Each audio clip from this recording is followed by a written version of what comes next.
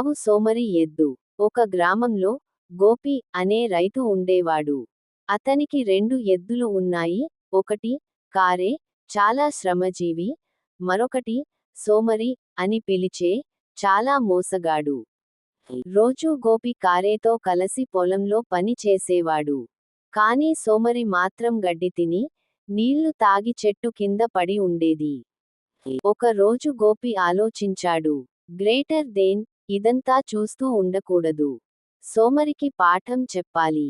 తరువాతి రోజు గోపి 2 ఎద్దులను కట్టాడు. వారిని పొలానికి తీసుకెళ్లి, రెండింటికీ సమానంగా దున్నే పని పెట్టాడు. మొదట సోమరి మెల్లగా నడిచింది. కారే మాత్రం బాగా శ్రమపడి దున్నింది. సాయంత్రానికి గోపి కారేకి బాగా గడ్డి పెట్టి, మజ్జిగ ఇచ్చాడు. సోమరికి మాత్రం కొంచెం గడ్డి మాత్రమే ఇచ్చాడు. ఇలా 2-3 రోజులు గడిచాయి.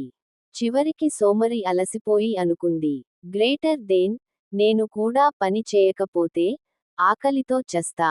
అప్పటి నుంచి అది కూడా శ్రమపడి పని చేయసాగింది. ఇక నీతి: శ్రమించేవారిని ఎప్పుడూ గౌరవిస్తారు. సోమరులకి కష్టమే దక్కుతుంది.